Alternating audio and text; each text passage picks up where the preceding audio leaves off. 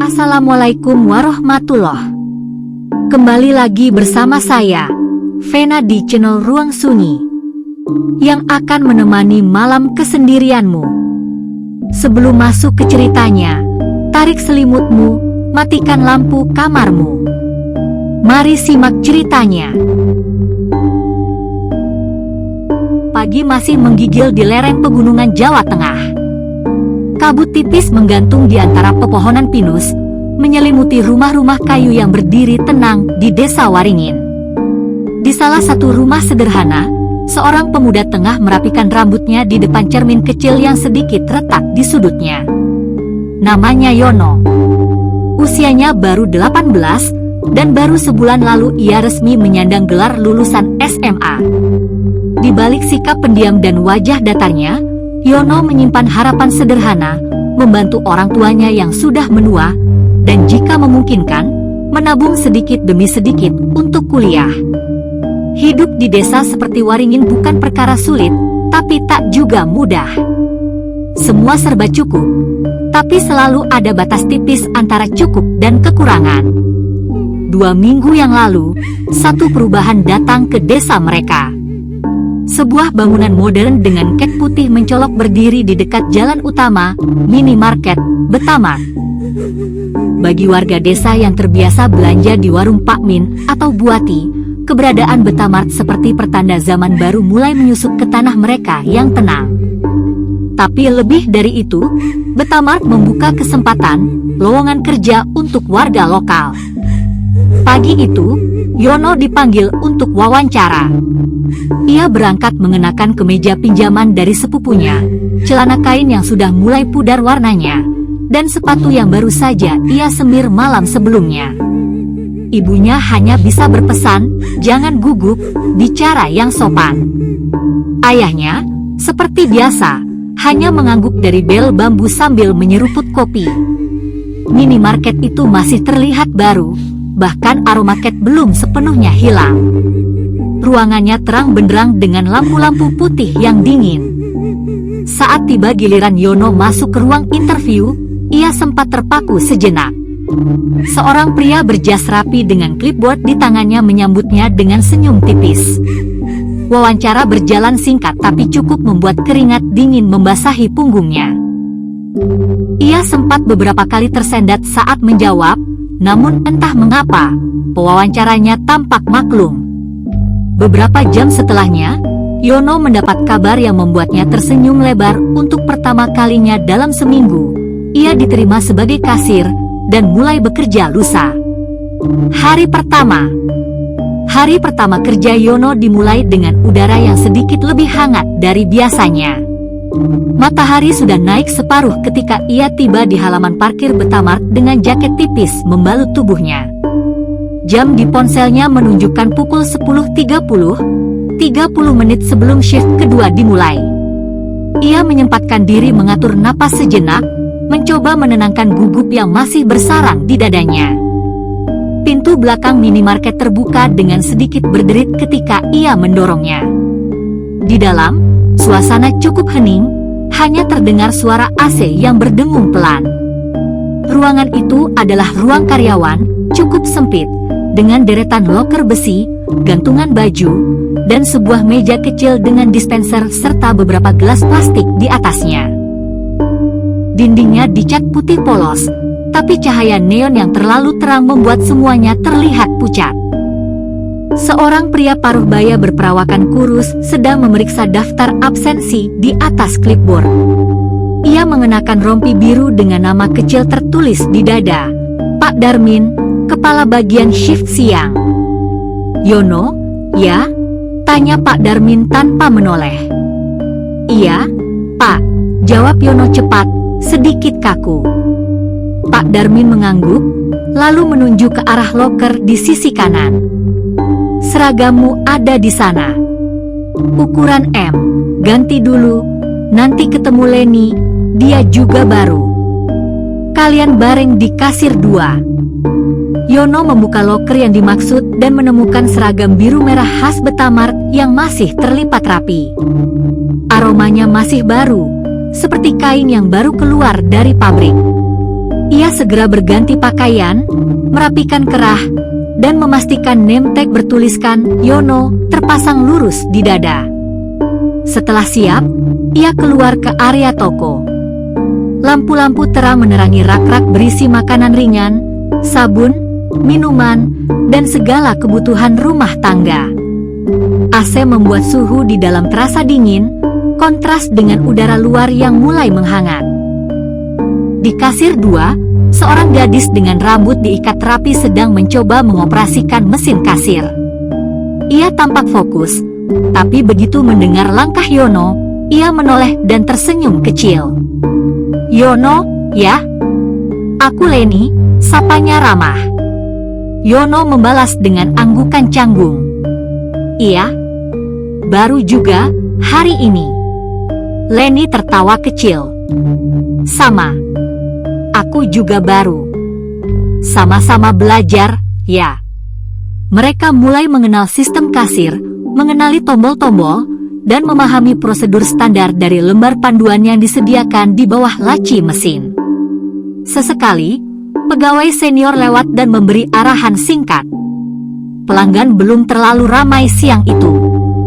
Mungkin warga desa masih terbiasa dengan warung tradisional dan belum terlalu percaya pada tempat semodern ini. Namun, dari balik rak-rak tinggi dan pendingin minuman yang berdengung, ada sesuatu dari minimarket itu yang terasa terlalu tenang, terlalu bersih. Seolah-olah bangunan ini menyimpan keheningan yang bukan hanya sekadar efek dari baru dibuka. Meski bangunan Betamark berdiri agak terpencil, sekitar 1 kilometer dari pemukiman terdekat, lokasinya yang tepat di jalur utama provinsi membuatnya tak pernah benar-benar sepi. Sejak siang tadi, arus pengunjung cukup lancar.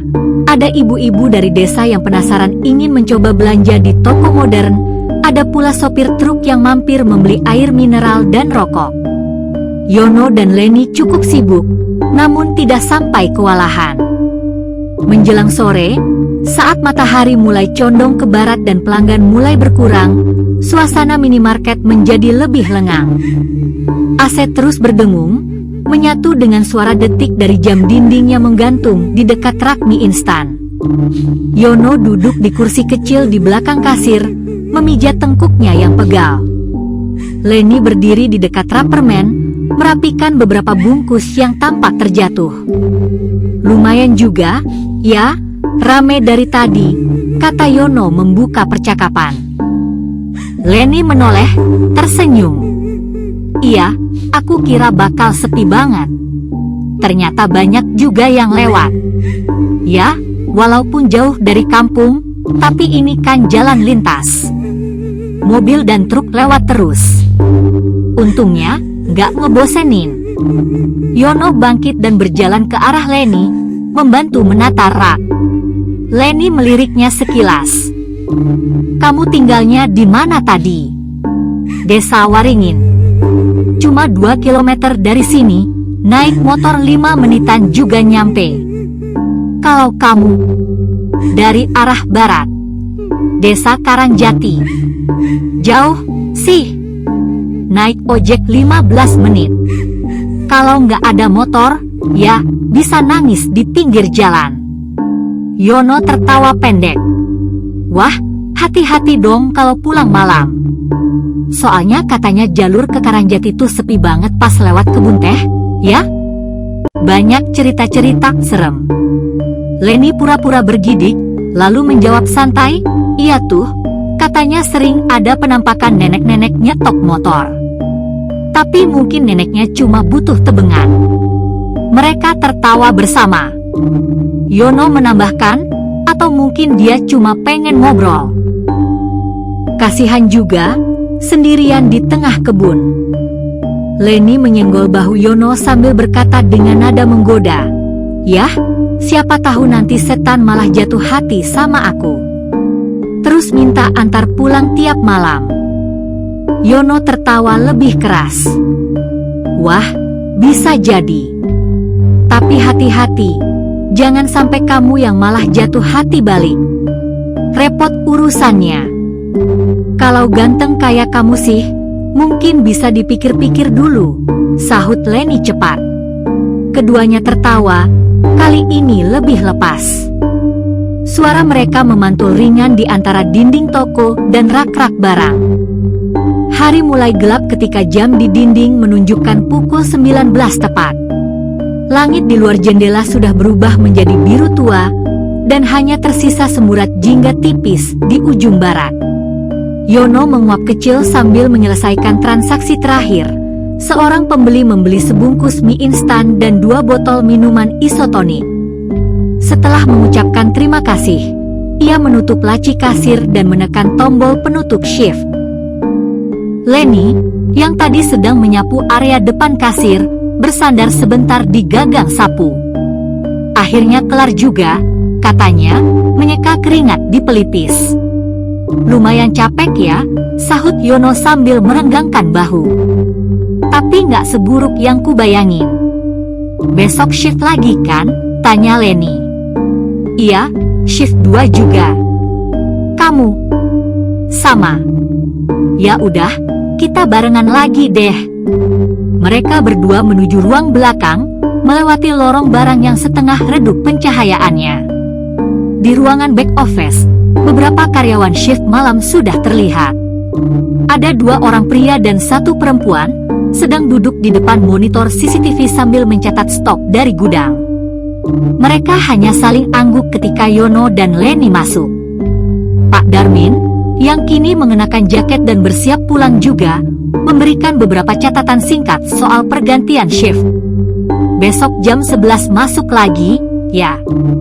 Jangan telat. Iya, Pak, jawab mereka hampir bersamaan. Setelah berganti baju dan mengembalikan seragam ke loker, Yono keluar dari pintu belakang bersama Lenny. Udara malam lebih dingin dari biasanya, dengan bau tanah lembab menguar dari rerumputan yang mulai basah oleh embun. Motor Lenny sudah terparkir agak jauh di pinggir jalan, di bawah satu-satunya lampu jalan yang berkedip pelan. Yono menuntun motornya sambil melirik ke arah jalan utama yang tampak sepi. Hanya ada beberapa suara jangkrik dan sesekali bunyi mesin dari kendaraan yang melintas cepat. Jalan pulang kamu aman? Tanya Yono sambil menyalakan motornya. Lenny mengangguk, meski wajahnya sedikit ragu. Aman, sih, asal nggak mikir aneh-aneh. Yono tertawa ringan. Kalau ada yang nyetop di kebun teh, tinggal bilang aja, saya udah punya pacar. Biasanya setan ngerti diri. Pacarnya setan juga kali, jawab Lenny sambil tertawa. Mereka berpisah di persimpangan tak jauh dari minimarket. Hari kedua. Matahari siang bersinar terik, tapi udara pegunungan tetap membawa sejuk yang menggigit. Di luar Betamax, suara kendaraan lalu lalang terdengar samar, bercampur dengan tiupan angin yang membuat daun-daun bergoyang pelan. Jam menunjukkan pukul 10.40 ketika Yono mendorong pintu belakang toko dan masuk ke ruang karyawan. Di dalam, Lenny sudah duduk santai di kursi dekat dispenser. Ia masih mengenakan pakaian kasual, belum ganti seragam, dan tengah menikmati sepotong roti lapis yang dibungkus plastik bening. Pagi juga, Yono, sapa Lenny begitu melihat Yono masuk. Baru datang. Yono mengangguk sambil melepaskan jaket dan menyimpannya di dalam loker. Iya, lumayan mepet. Tadi motor sempat mogok sebentar di tanjakan. Kayaknya karburatornya butuh diservis. Lenny terkekeh, lalu mengangkat setengah bagian rotinya. Mau? Masih anget, tadi beli di warung dekat rumah. Yono mendekat, mengambil setengahnya dengan senyum kecil. Wah, makasih. Sarapan belum, malah dikasih bonus.